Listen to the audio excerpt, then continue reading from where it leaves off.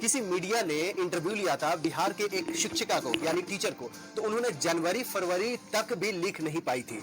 वैसे 1 2 3 4 तो बच्चे आजकल कन्वेंट स्कूल में याद तो रखते ही हैं, लेकिन वो जब इंटरव्यू लिया था तो एक शिक्षिका थी, वो नहीं बता पाई थी 1 2 3 इंग्लिश में। तो दोस्तों 1 2 3 4 5 और ABCD जनवरी फरवरी तो ये आम चीज होता है, लेकिन ये जो नई शिक्षा पॉलिसी है इसमें टीचर अब कैसे बनेंगे।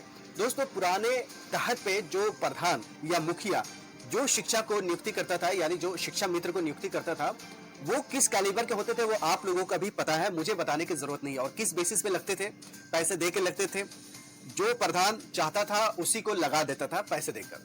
तो दोस्तों ये आप लोगों को पता है और ऊपर से नीचे तक सबको ये पता है कि ऐसा ही हुआ है। तो टीचर के क्वालिटी को, टीचर के गुणवत्ता को, टीचर को स्किल्स के बारे में बहुत ज्यादा चर्चा हो रही है कि टीचर जो अपने देश के हैं वो सक्षम नहीं है, वो कॉम्पिटेंट नहीं है, वो सही से पढ़ा नहीं पाते हैं।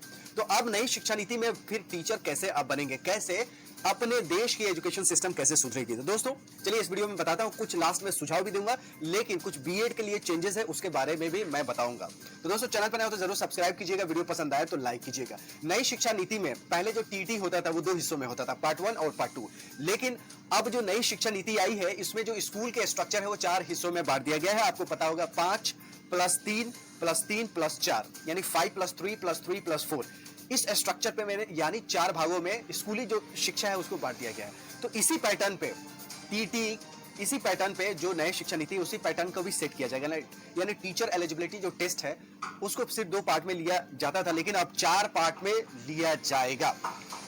अब जो टेस्टिंग एजेंसी है, नेशनल टेस्टिंग एजेंसी है, वो इसका टेस्ट लेगी। इसके लिए बहुत अच्छे से कॉमन एप्टीट्यूड टेस्ट का आयोजन किया जाएगा जो कि नेशनल टेस्टिंग एजेंसी लेगी। जैसे अपने देश में जेईई मेन हो या नीट हो या यूपीएससी हो या एसएससी हो, इसका क्या होता है कि हर साल एग्जाम होता है, हर साल एग्जाम होता है। तो कुछ बच्चे हैं डेडिकेटेड उस कोर्स के लिए, उस पद के लिए तैयारी करती है, उस पोस्ट के लिए तैयारी करते हैं।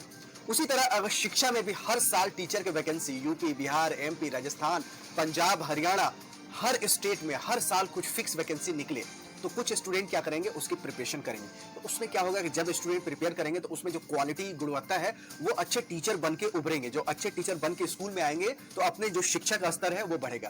भाई शिक्षा स्तर तभी बढ़ेगा, टीचर को अच्छा होना जरूरी है। और स्कूल का जो लैबोरेटरी है, लैब इंफ्रास्ट्रक्चर है, यानी स्कूल का बिल्डिंग से लेके उसमें लैब का स्ट्रक्चर, जैसे कंप्यूटर का मुहैया करवाना, लैब के लिए जो भी इंस्ट्रूमेंट चाहिए वो इंस्ट्रूमेंट का मुहैया करवाना, तब जाके स्कूल शिक्षा में बदलाव होगा। तो स्कूल शिक्षा में बदलाव अगर चाहते हैं तो सिर्फ कागज पे पॉलिसी बनाने से नहीं होगा।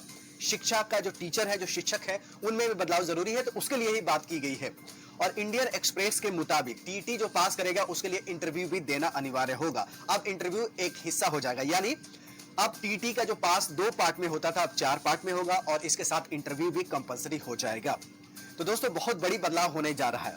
बीएड में क्या बदलाव है? बीएड में बदलाव यह है कि 2030 तक 4 वर्षीय जो बीएड है उसको लागू किया जाएगा।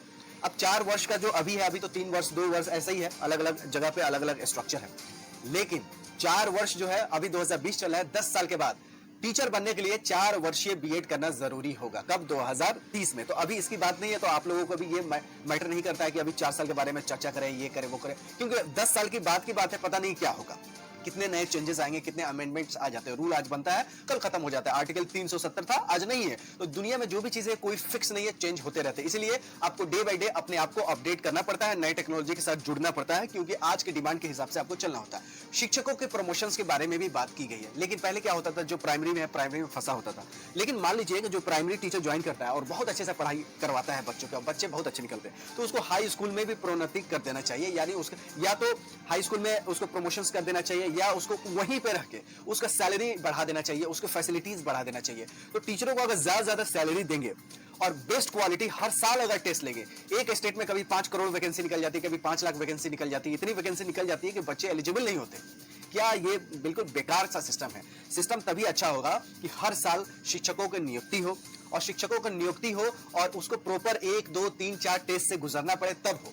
और हर साल जब वैकेंसी निकलेगा तो उसके लिए टीचर के लिए डेडिकेटेड तैयारी कराएंगे और इनके सैलरी स्ट्रक्चर भी बहुत अच्छा किया जाए, मेडिकल फैसिलिटी अच्छा किया जाए, टॉयलेट की सुविधा बढ़ाई जाए, लैब बनाई जाए हर स्कूलों में। लेबोरेटरी की बहुत कमी है। हम पढ़ते थे तो क्या होता था कि माइक्रोस्कोप दूर से दिखा दिया जाता था। अरे जब तक बच्चे उसको छेड़ेंगे नहीं, जब तक मोबाइल कोई छेड़ेगा नहीं, तब तक चलाना कैसे सीखेगा। तो दोस्तों, मुझे उम्मीद है कि आप अगर कोई भी शिक्षा में बदलाव चाहते हैं तो शिक्षकों में गुणवत्ता होने की बहुत ज्यादा जरूरी है। इसके बारे में इस वीडियो में चर्चा की गई है कि एनटीए टेस्ट लेगी टीचरों का और 4 भागों में बांटा जाएगा। टीईटी को पहले 2 भागों में था, अब ये जो 4 5+3+3+4 है इस हिस्सों में बांटा जाएगा और इसके में इंटरव्यू भी कंपलसरी कर दिया जाएगा, जिसमें जो फर्जी पैसे दे के फेक तरह से टीचर आते हैं वो इसमें कम आ जाएंगे। तो मुझे उम्मीद है कि क्वालिटी एजुकेशन अपने देश के बच्चों को मिलेगा और देश को तरक्की होगा।